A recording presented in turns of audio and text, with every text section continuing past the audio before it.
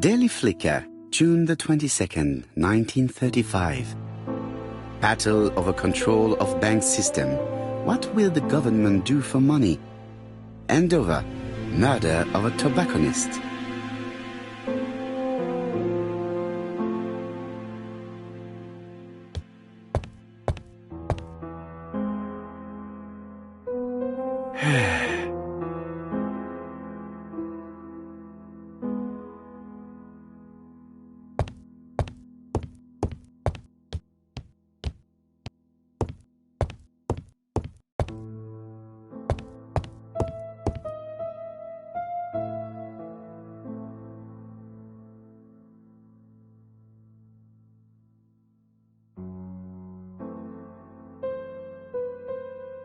Andover, Hampshire, population 31,200 inhabitants.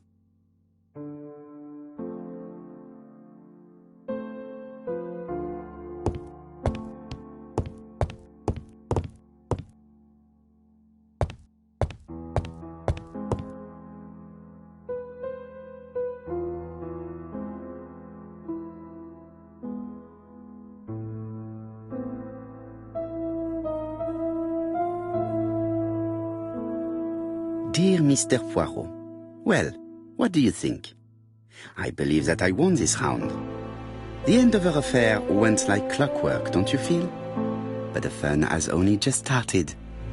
I would like to draw your attention to Bexhill-on-Sea on the 25th of this month. We're having a crazy time. Best wishes, ABC.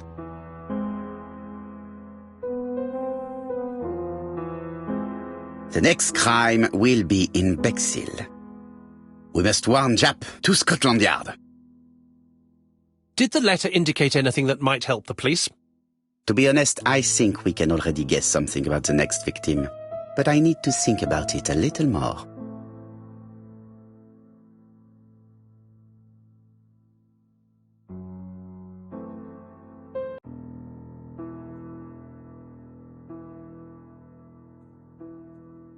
Let us examine this more closely.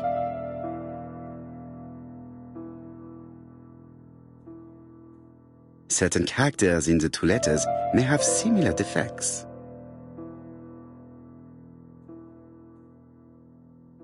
Yes, the A appears to be quite unusual. That's right. The A characters in the two letters do indeed have the same defects. I have to find some other similar defects to confirm my theory. Yes, this I is weird. Yes, the I characters in the two letters do indeed have the same defects. I have to find some other similar defects to confirm my theory.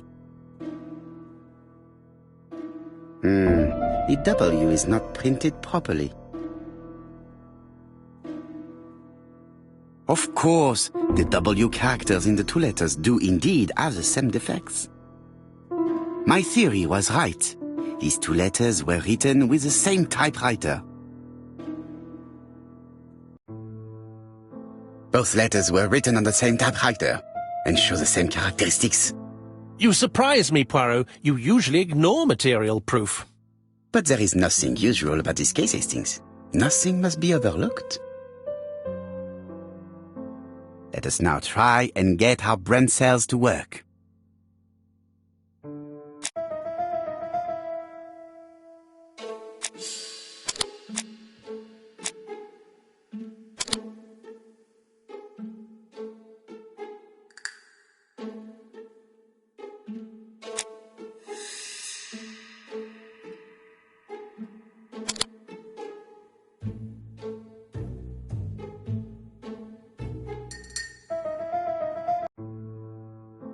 So, Poirot, have you found something? Oui, I believe so. But I am afraid it is not enough to stop the murderer. Let us go and see Chief Inspector Japp. I will explain there.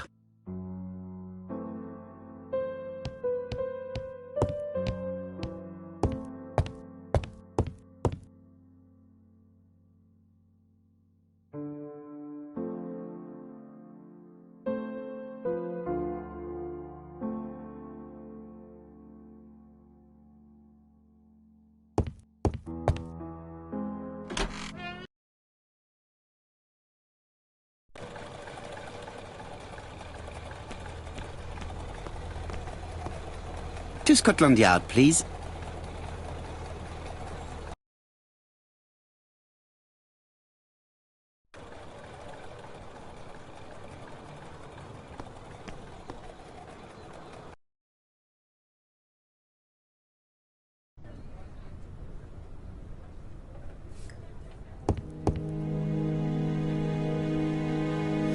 Jap has invested a great deal in his career.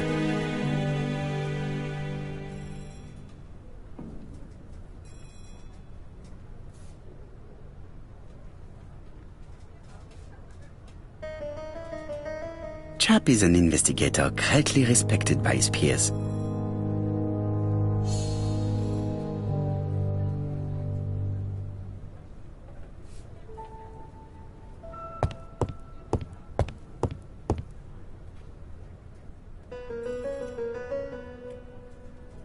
London. I really like this city. One thing is certain, you never get bored here. Alice Asher was murdered in Andover, the ABC killer's first murder.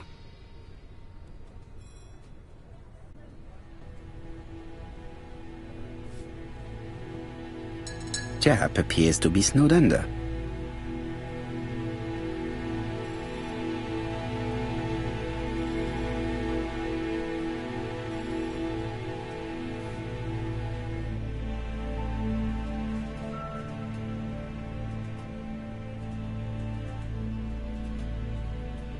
Jap appears to already be overloaded with work. My news is not going to improve matters. Bonjour, Chief Inspector. I am afraid we have some bad news. I have just received another letter signed ABC. The next crime will be on the 25th in Bexhill-on-Sea. Are you completely sure it's from the same person? I have compared the two letters. There is no doubt about it. I suppose you think he's going to carry out his threats. I fear so. Good God, Poirot. Bexhill is very busy at this time of year, and we have no idea who the next victim will be.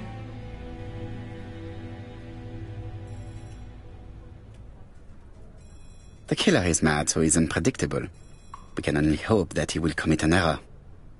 You surprise me, Poirot. I've often heard you say that even madmen follow a certain logic. I didn't realize you had such a good memory, Chief Inspector. Bien, we should leave you to work, Chief Inspector. You have a few days to prepare yourself. Thank you for coming, my friends.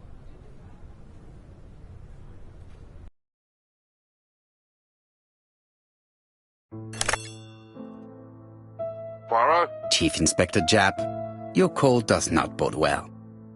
Indeed, we have just found the body of a young woman on the beach in Bexhill. An ABC was placed on the body. We'll be there as soon as possible.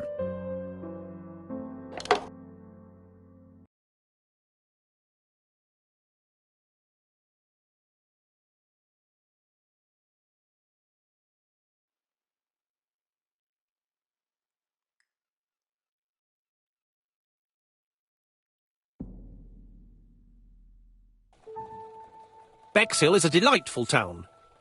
It would be nice to come back and visit. I do not entirely agree. Walking at the beach damages my shoes, and it hurts my knee. So the years have not spared you, my friend. It's the same for all of us. That is exactly what I said to myself when I saw you back from your travels. Poirot! Do not be offended, Hastings. I can see Jap waiting for us. And from his face, I would say that things are not looking good.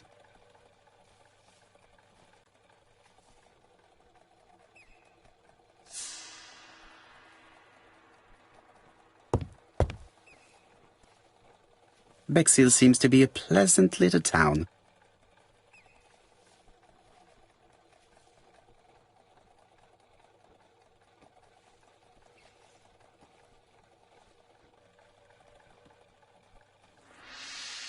Bexhill is a pretty little seaside resort with elegant architecture, although personally I prefer more modern buildings.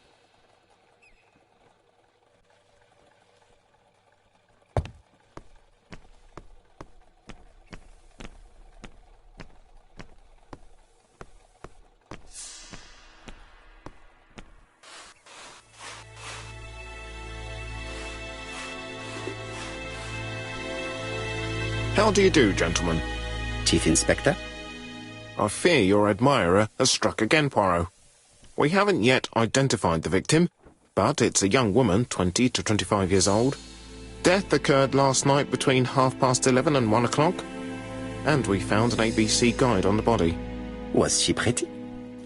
Come on, Poirot, that's rather out of place. It has no bearing on the murder. Are you certain? For women, it is often the most important thing. It often decides their destiny. The body hasn't been moved. You can see for yourself. Has the press been informed? Not yet, but I'm planning to. I haven't yet informed them about the presence of the ABC guide in Andover. Nobody has reported a young woman missing? Not for the moment. No witnesses, I imagine? Indeed. We've asked everybody who may have met a young woman fitting her description last night to come and see us, but I have little hope of gaining anything from it. It's early days, Chief Inspector, and the news may not have spread around the town yet. I hope you're right, Hastings.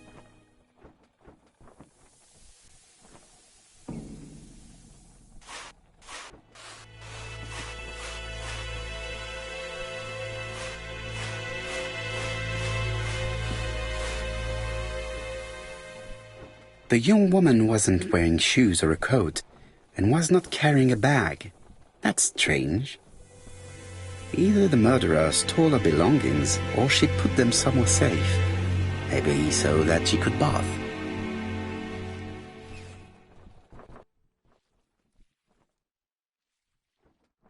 The guide is open at the page for the Bexhill train times.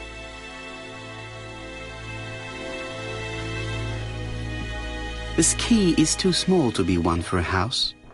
Without a doubt, it is for a padlock.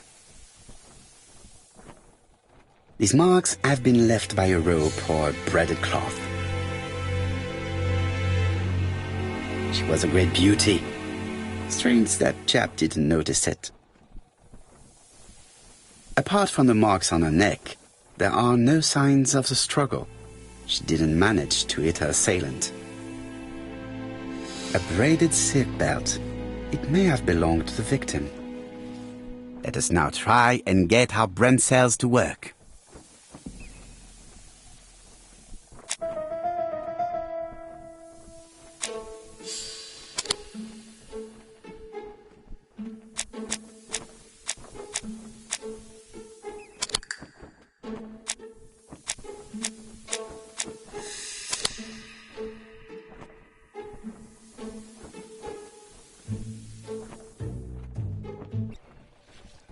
The poor child must have been strangled with his braided belt.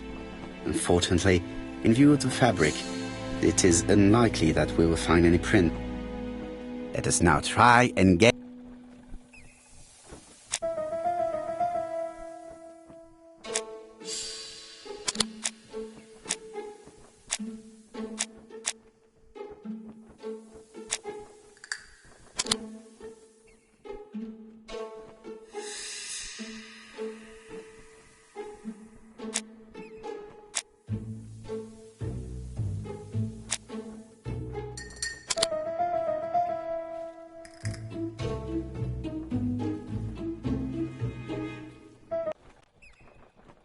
The medical officer should confirm that the victim was strangled with her own belt.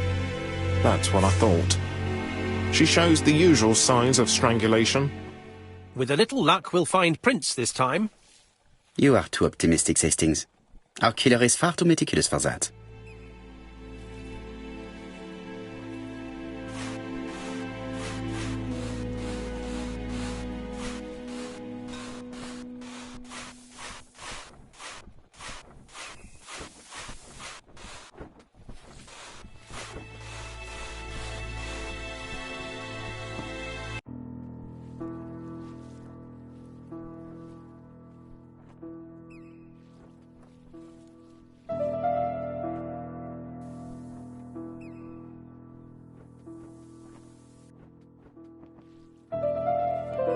The number is upside down. This is definitely at number 6.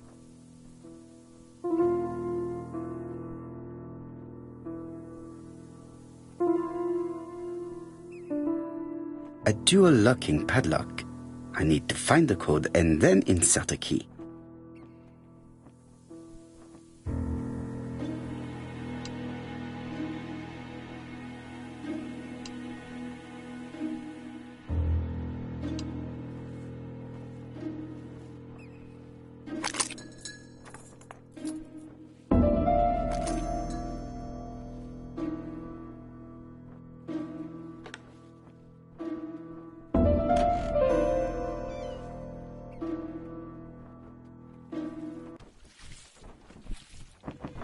It definitely was here that the victim left her belongings.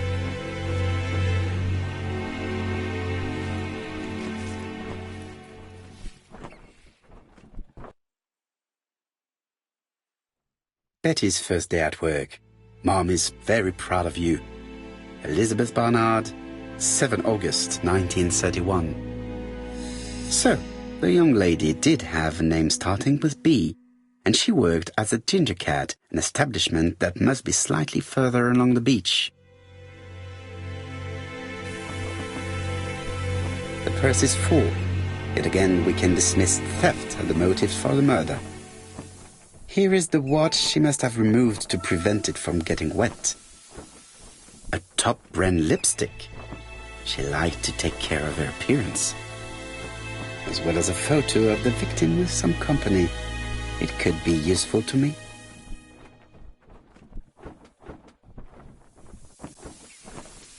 Jap has gone to the police. The victim has been identified and her family had reported her disappearance. She was called? Elizabeth Barnard, mainly Betty. She worked as a Ginger Cat at the cafe slightly further along the beach. But Poirot, how on earth? Never mind. Do you have her address? Yes, she lived with her parents on the street leading to the beach, number 22. Shall we go? You are far too impatient, Hastings. Let the poor people take in the news first. Let us go and visit the cafe where Betty worked.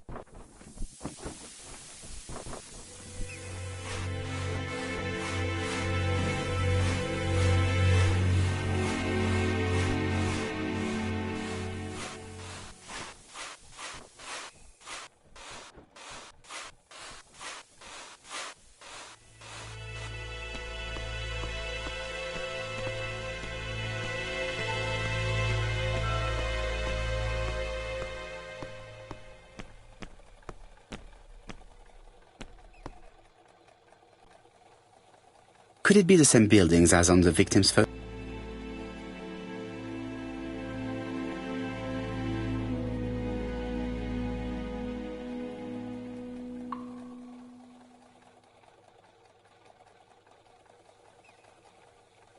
This is definitely where the photo I found in the hut was taken.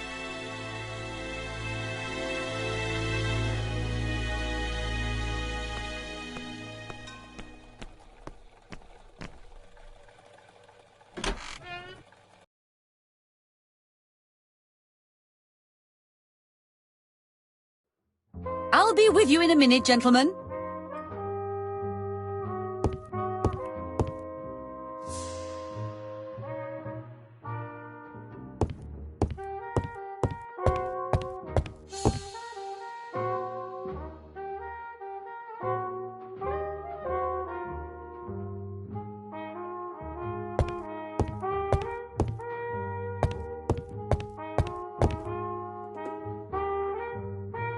Something tells me that she's the owner of the Ginger Cat.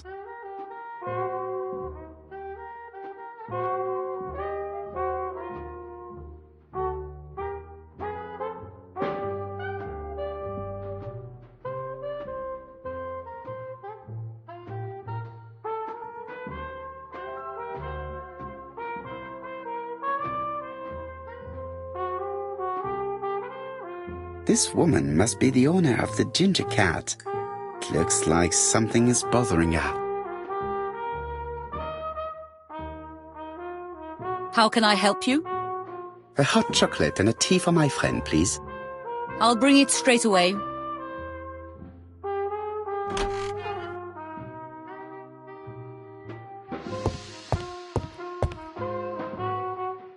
I need to know the time range during which Betty was working on her own.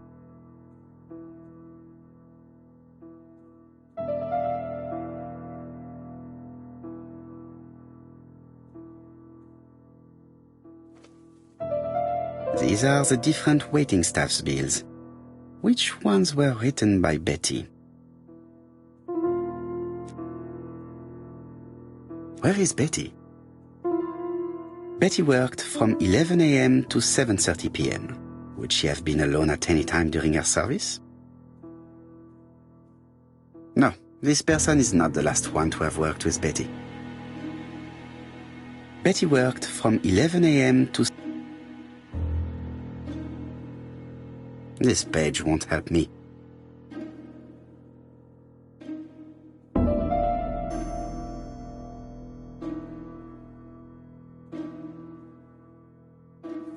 Most probably a family. This bill may have been written by Betty. There is probably another one.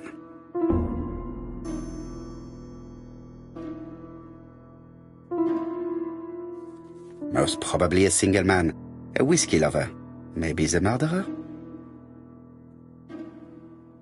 Betty served a family and a man on his own, a whiskey drinker. Maybe the murderer. This information will help me to progress. But, gentlemen, what are you doing? We are searching for clues, mademoiselle. My name is Hercule Poirot. I am a detective, and this is Captain Hastings. Does Betty Barnard work here? That is correct. She should have been here a while ago. Punctuality is the first rule of politeness. I fear that Miss Barnard will not be coming today. She has just been found, dead, on the beach a few hundred meters from the cafe. How awful. Poor young thing. What happened? She appears to have been murdered. This is most distressing. How this will affect my business, I shudder to think.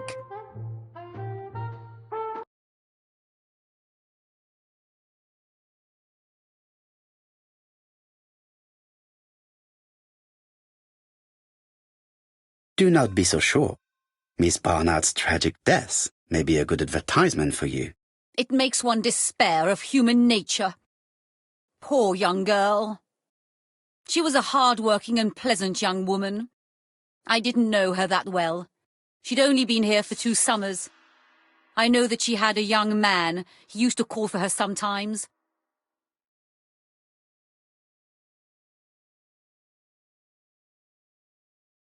This photo was found. Is this him? Yes, that's him all right. But I haven't seen him for some time. I find young people today very hard to understand. You needn't tell me that. A few weeks ago, they argued just outside the cafe. Imagine what my customers must have thought.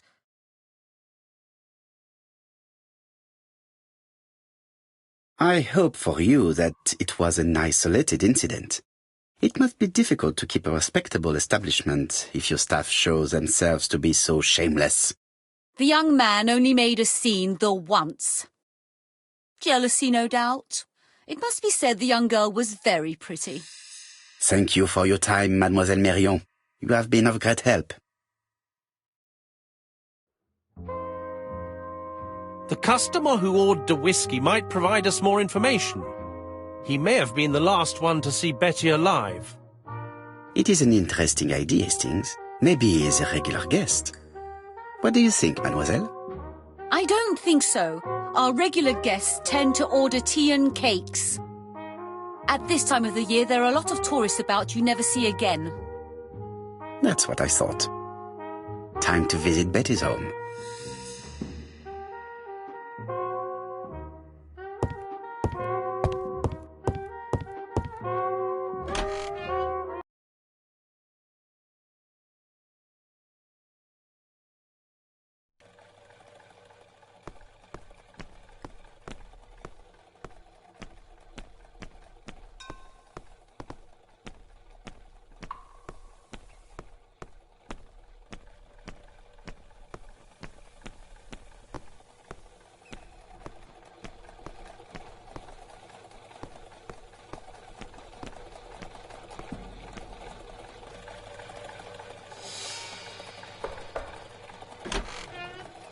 How do you do, mademoiselle? My name is Hercule Poirot. I know you. You're that detective we hear all about. I do not know if that is a compliment, but I will take it as one for now. You are Betty's sister, I believe? Yes. My name is Megan. Can we come in? Please do.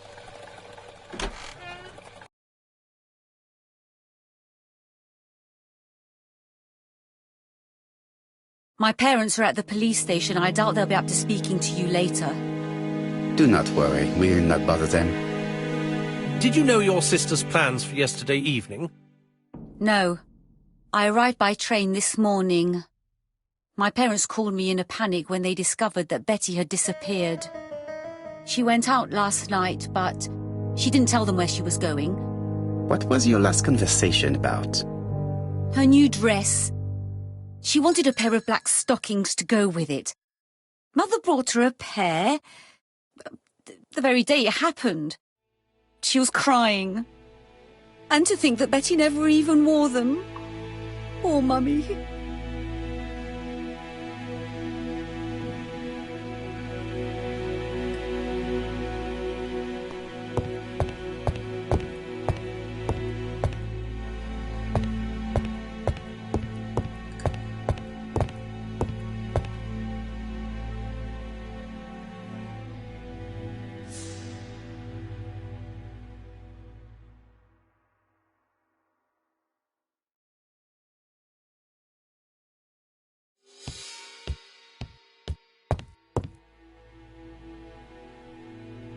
The Barnard appeared to make music a priority in their budget.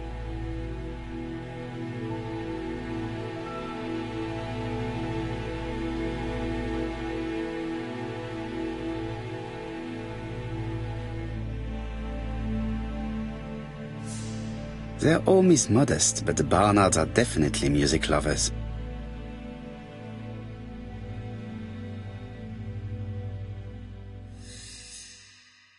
What is she feeling at the moment?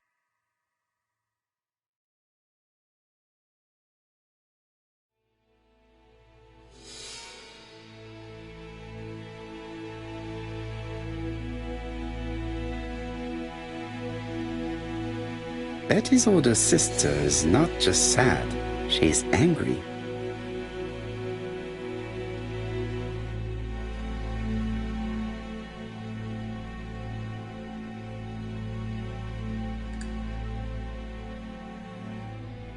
Did Betty go out often? My sister wasn't a child, sir. She used to go out. She enjoyed films, dancing. She was a very good girl who didn't hang around with men. That's what they always say, no? I am not interested in what people say. I am interested in the truth, Mademoiselle Barnard. If you only knew how much I would like to talk with someone who does not know that your sister is dead and who could provide me with a true portrait of her, beyond the formalities. The truth is that my sister was a silly little fool. I tried to reason with her, but she behaved like an idiot. In what way? She used to say that if she was going to marry Don, she might as well have some fun now. I understand. Please continue.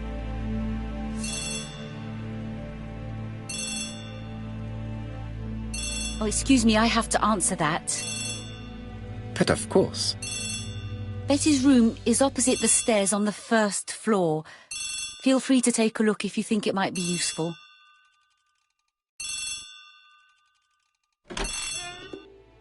This young woman is far too clever not to have anything else for us. Do you think she's hiding something? That is what I'm trying to find out. Surely you don't think she did it? I did not say anything of the sort. But young women always ruin your judgment, Hastings. Who knows, maybe Megan was jealous of her attractive young sister. I see. She may have had her sights on the inheritance. Or maybe she was in love with Donald Fraser. We have to study all scenarios, even the most unlikely. But I doubt that Mr. and Mrs. Barnard are rich enough to justify murder. While I try and get Miss Barnard to talk, I would like you to try and find Donald Fraser. It should be easy to find the estate agents where he works. Bring him to the Ginger Cat. I would like to talk with him before the Chief Inspector finds him.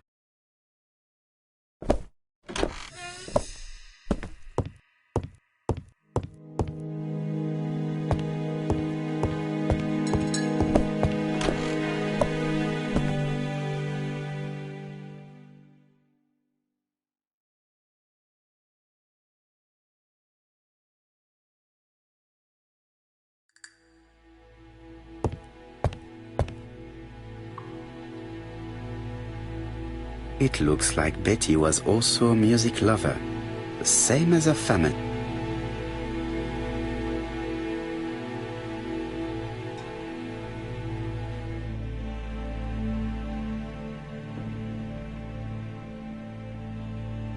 Without a doubt, Betty used to sing.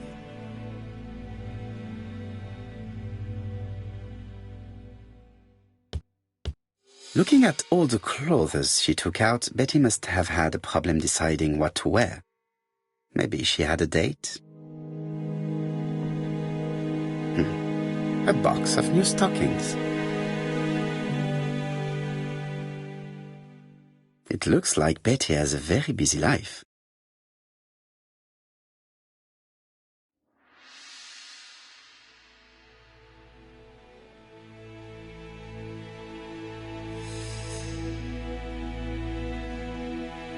Betty liked luxury and going out, and being as pretty as she was, she probably did not have any problem getting herself invited.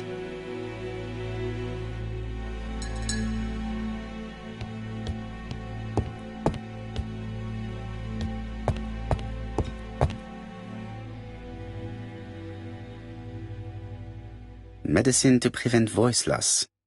Did Betty have problems with her voice? This small key should be useful to me.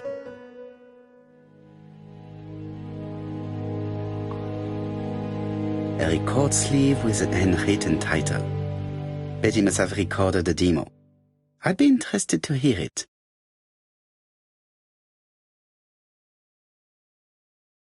Something on this clock bothers me.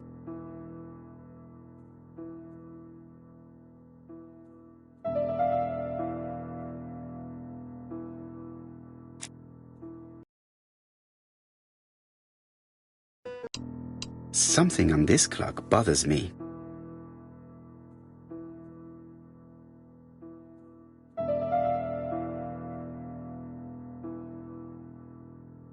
There, that's better.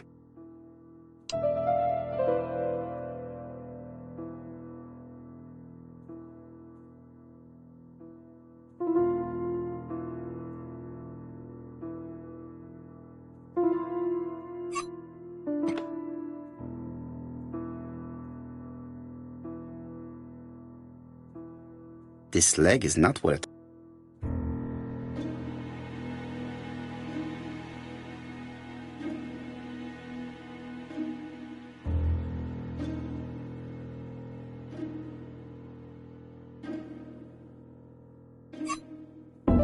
Good. It should be possible to open the wooden panel.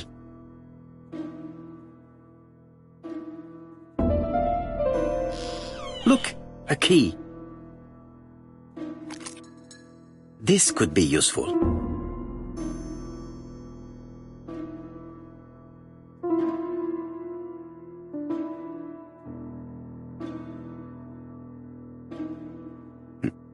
What's this?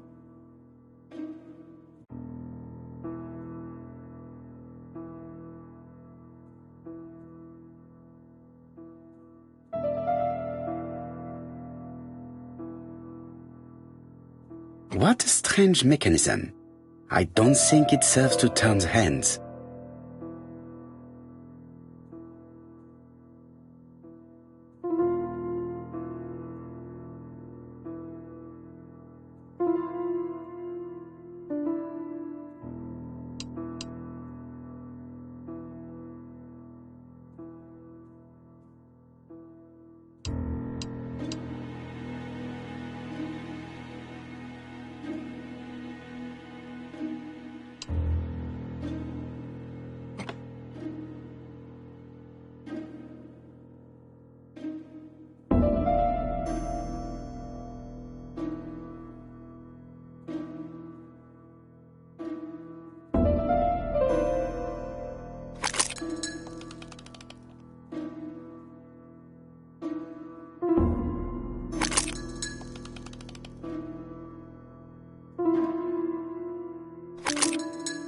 Ah, something clicked on the front of the clock.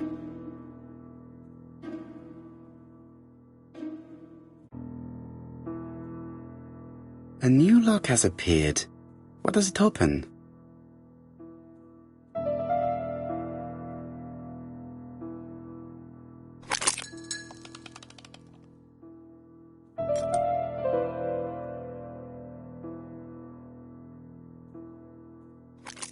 This could be useful.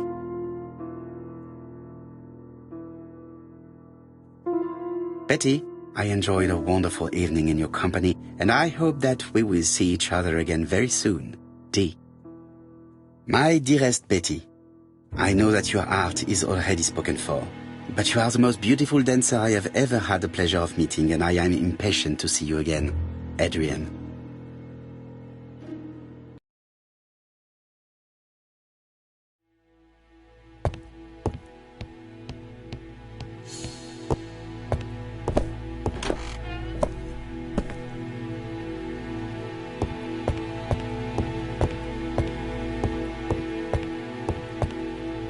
Family photos and files.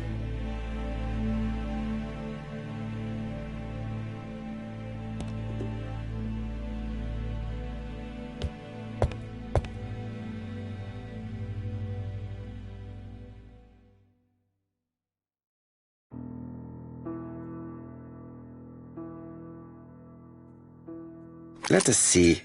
What is this cupboard hiding?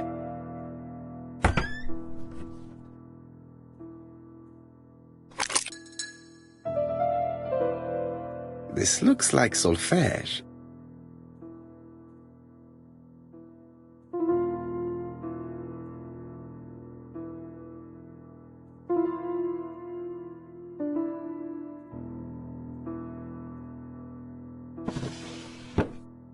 First of all, I have to take the ender.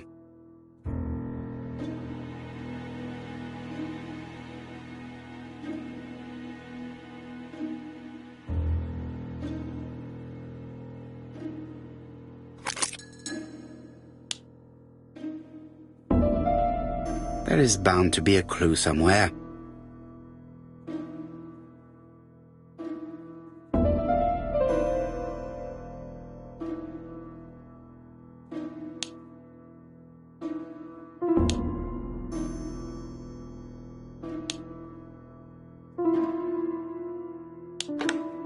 I heard the sound of a mechanism being triggered.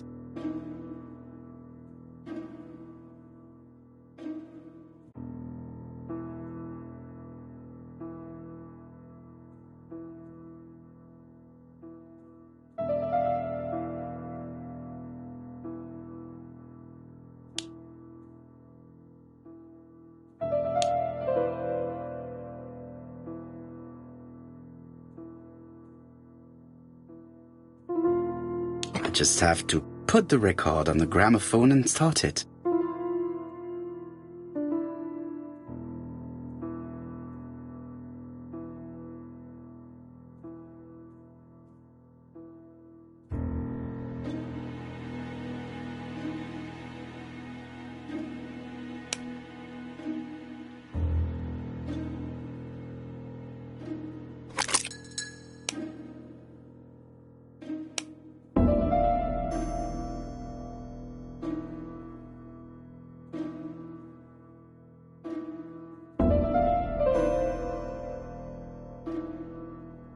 It looks like something goes in here.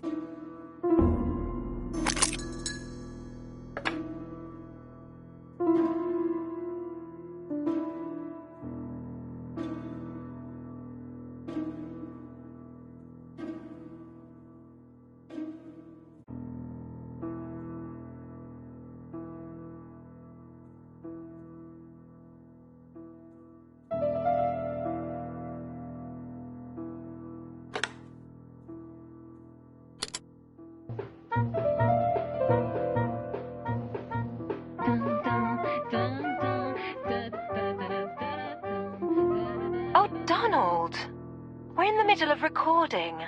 Sorry, Betty, but it's not wise. The doctor said you should rest your voice.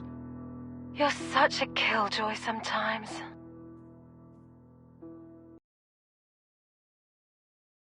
Betty was such a good singer.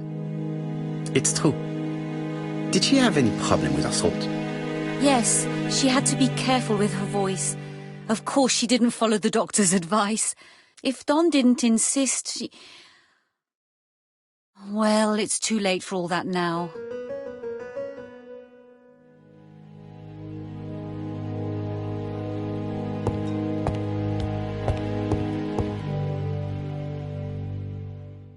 It looks like this woman is single, but she has feelings for someone.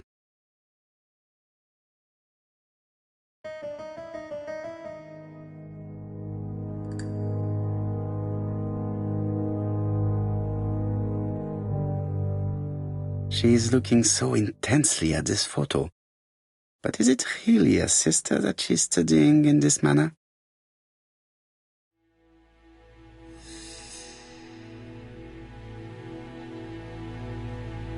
They made the perfect couple, am I correct? Yes, in a way. She was pretty and he... Well? He's a bright man, with a promising career ahead of him. He would have made Betty a good husband. He was always attentive and generous. Oh, a true gentleman. I hear a note of envy in your voice. You must have heard wrong.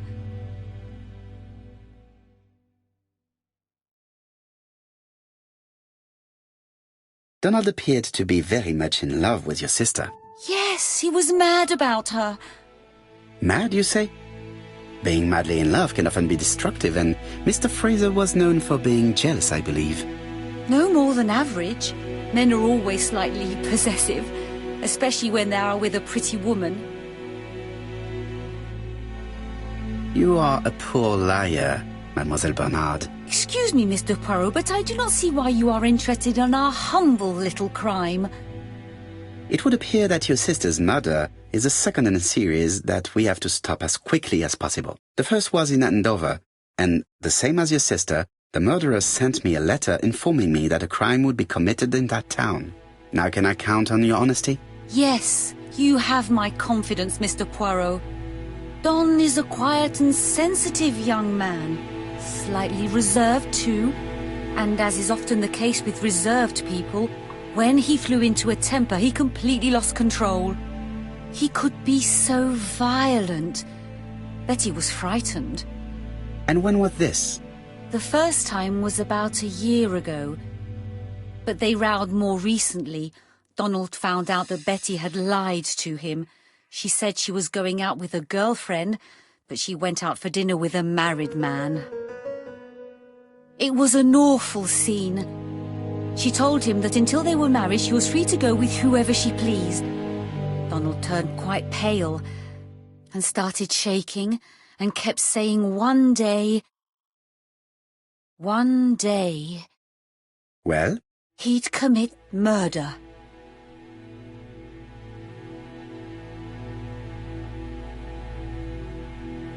So you were afraid that he would become our main suspect. I know that Fraser was jealous, but I wonder why you feel the need to protect him.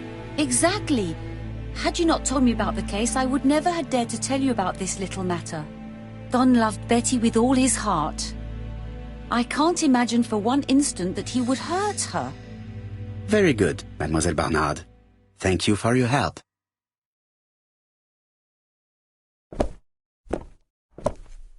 Fraser is at the Ginger Cat. The police haven't spoken to him, but they want to. Très bien, Hastings. Let's see him now. Au revoir, mademoiselle. My deepest condolences to your parents. Of course, Mr. Poirot.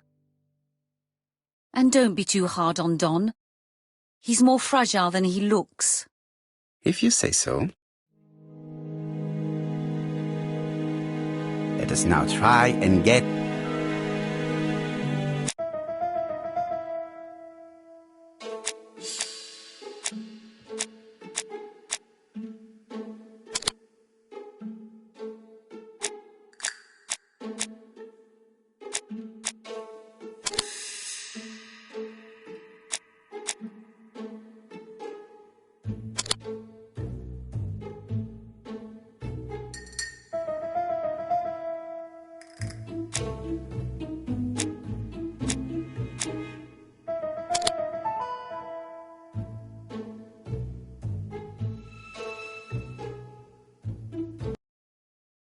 Let us now try and get our breath.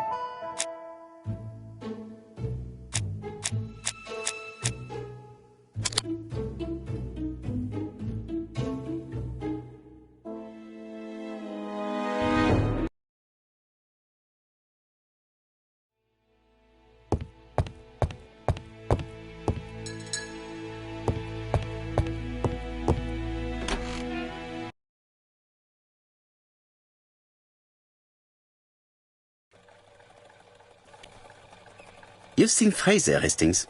What is your feeling? He's a big chap. Fragile isn't exactly the word that springs to mind. I talked to his landlady before seeing him. She went to bed at 11. Fraser wasn't home yet. Bien. Megan Barnard said he is a reserved character but with a nasty temper. We will see if this is the case.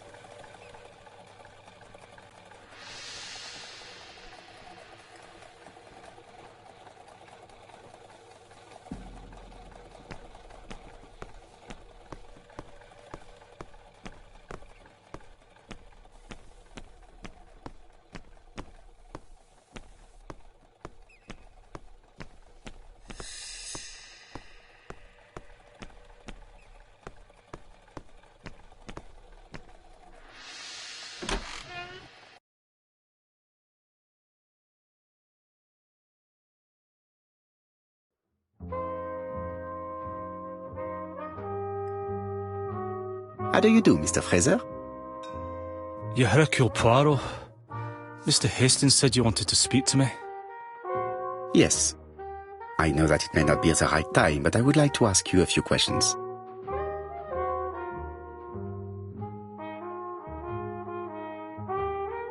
This man looks suspicious.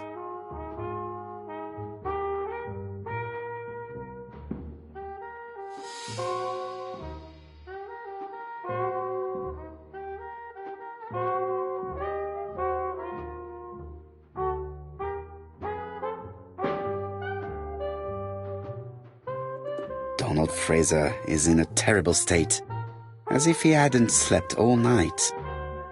And he's drinking White Horse. Leave me alone.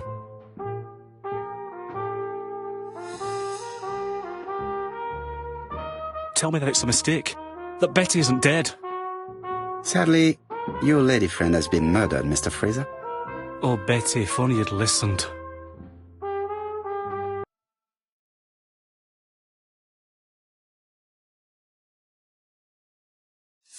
Did you visit Betty yesterday afternoon? No, I haven't seen Betty for 2 days. I was at the office yesterday afternoon. Can you prove that? Of course. But why this question? Betty died yesterday evening, didn't she?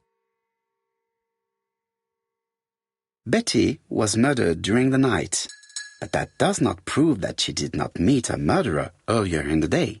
So am I a suspect? Everybody close to Betty is a suspect, Mr. Fraser. I would be a very poor detective if I did not examine all possible eventualities. Do you know what Betty's plans were yesterday evening? She said she was having dinner with her sister.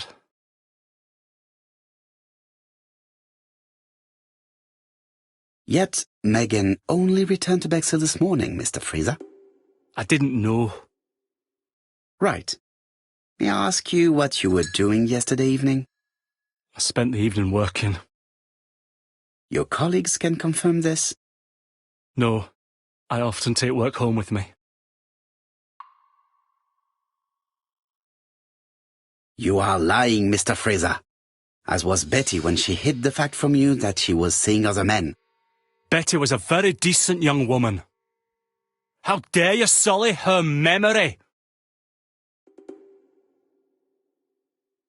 I am not interested in memories of her, Mr. Fraser. I am looking for a killer, and I need you to be my closest ally. That is, unless you have something to hide. Of course I don't. Très bien. So, what were we saying? Where were you yesterday evening? I looked everywhere for her, but in vain.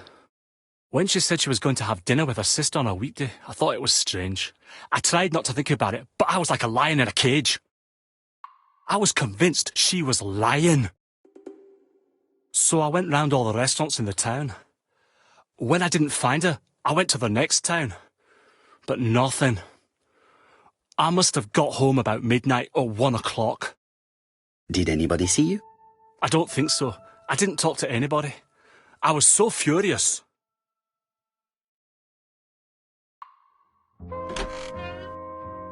Ah, I knew I'd find you here, Poirot. I thought the victim's young man was here. Yes, is all yours, Chief Inspector. Let us now try and get our brain cells to work.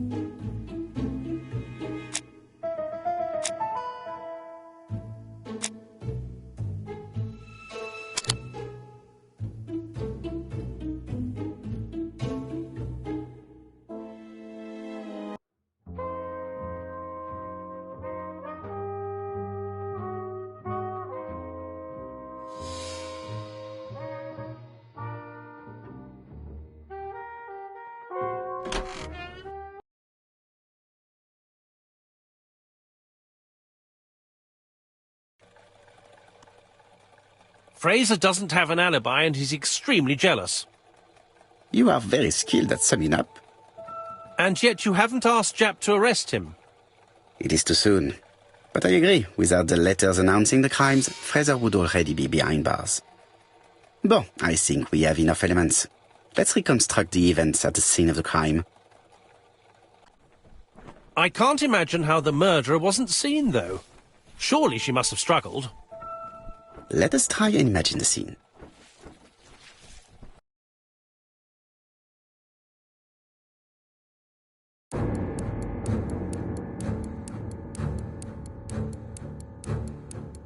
The killer and the victim are walking on the beach.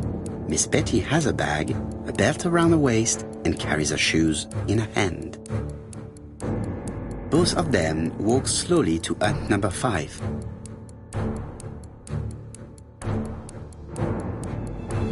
Both of them walk slowly to hut number 6.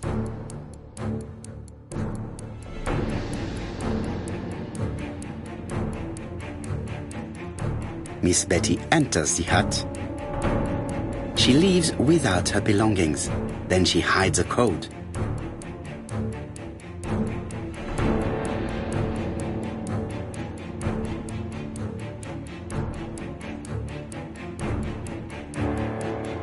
They keep walking. Then she removes her belt. The murderer moves behind her and then attacks her by surprise.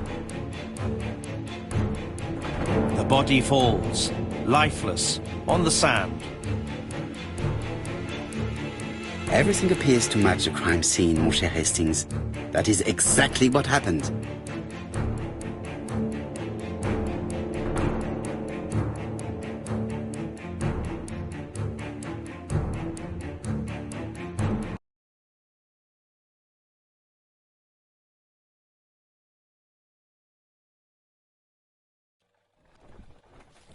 Without the ABC, we might have suspected Mr. Asher and Mr. Fraser.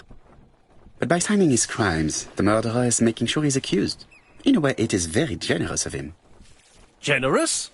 The murderer seduced Betty in order to lure her to the beach and kill her. Indeed, the young woman was certainly careless, but not stupid enough to follow a stranger. What are you planning to do, Poirot? Return to London, mon cher Hastings.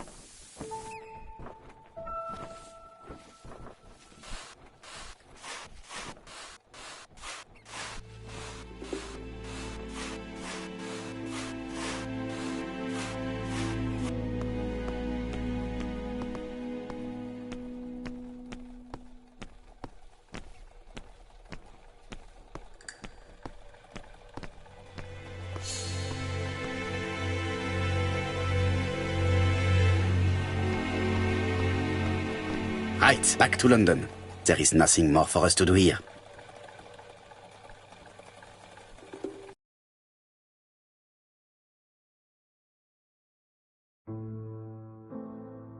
Jap has decided to reveal details to the press. The alphabet murder is now famous. It is not a bad idea. The more people who know, the greater our chances of finding out something of interest. Poirot, I have a bad feeling.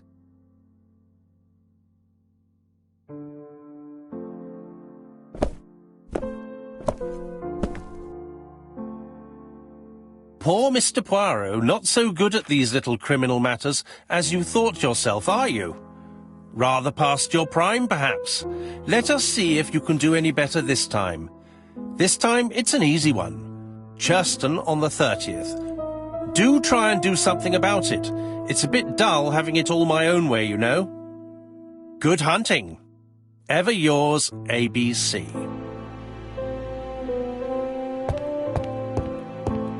Good hunting. Did you hear that, Poirot? The murderer seems to be taking it all as a game, a challenge. He will strike on 30th in Churston. We must warn Scotland Yard.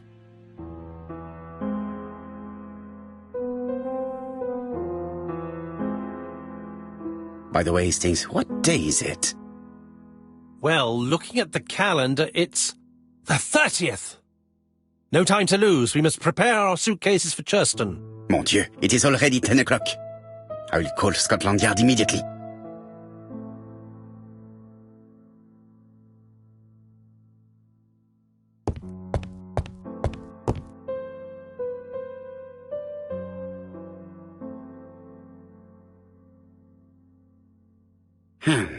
In his haste, Hastings tore the envelope.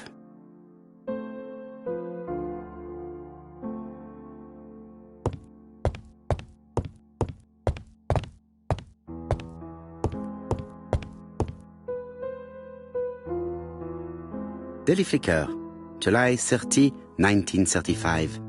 ABC affair, no progress. The alphabet murderer is still on the run. Ever since the police found the connection between the Bexhill and Andover affairs, the inquiry has barely progressed. In this issue, we are publishing provocative letters sent by the killer to Hercule Poirot. Unfortunately, they have not yet helped to find. Daily Flicker, July the 26th, 1935. The Bexhill horror. Young maid strangled on the beach. Killer struck at midnight.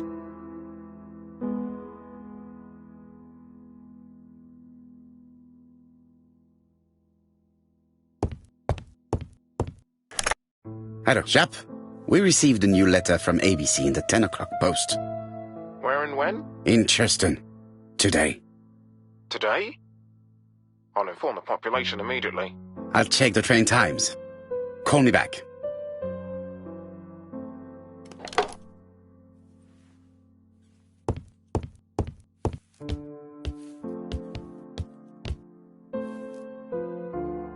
Hastings, what you are doing is an absolute disaster. That is no way to pack suitcases. Heavens, we must hurry. We have to get to Churston before the murder. You're right, Hastings. It is an emergency. At last, Poirot, you're being reasonable. Poirot, you were right. I've just consulted the ABC guide. There's no hurry. The next train doesn't leave till 11:45.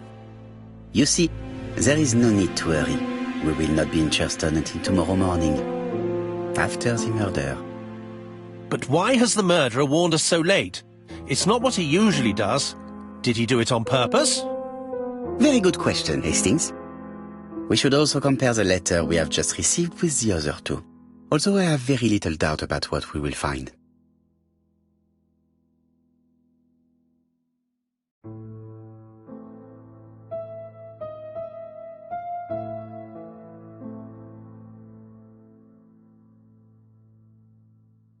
We've missed the 6:45 train, but we have plenty of time to catch the night train.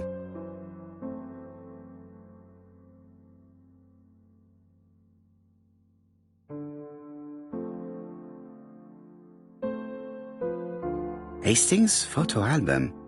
He is very proud of his bag.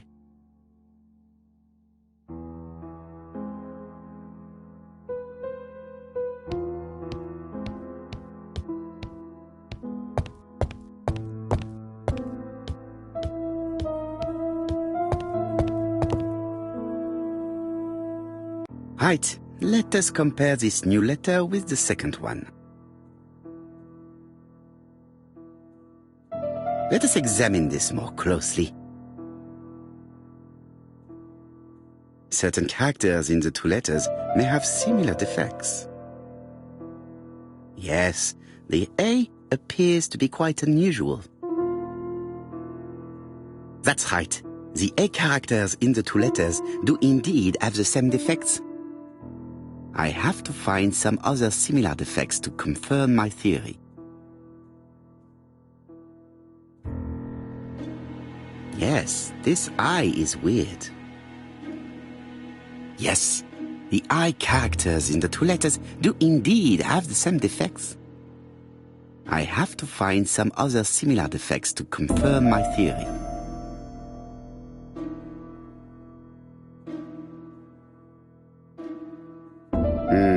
The W is not printed properly.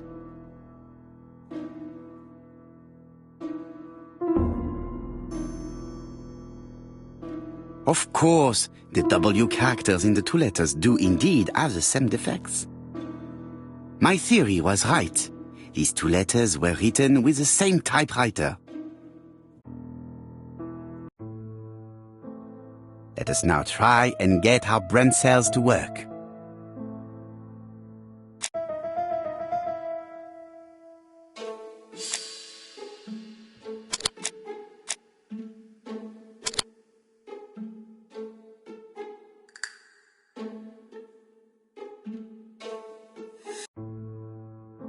The letter should have arrived in time. The postmark shows that it was sent 3 days ago.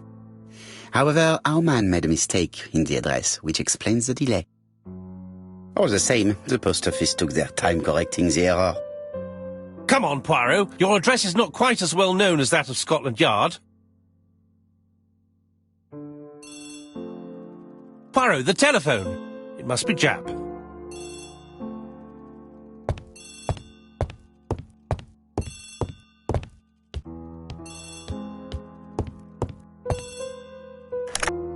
I have some news from Churchton. Bad news, I'm afraid. Sir Carmichael Clark was murdered while out on his evening walk. Sir Carmichael Clark. The name is familiar to me. He was a famous throat specialist, one of the best in London. A wealthy man, he retired to Combside, a beautiful house by the sea. He collected antiques. Are you going there? Yes, let's meet on the train.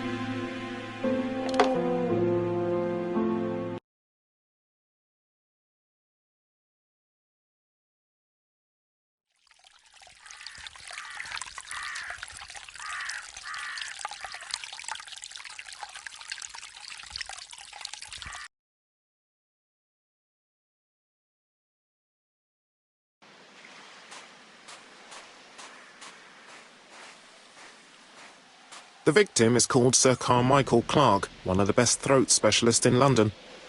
The body was still warm when we found it. If we'd been warned earlier, we definitely could have saved him. It appears that the murderer made a mistake when he wrote his letter. A mistake? Lucky for him. And what if he did it on purpose? No. He's defined his madcap rules and he's sticking to them. It's a matter of pride for him. Shall we go up to the house, Poirot? You go, my friend. I will come soon.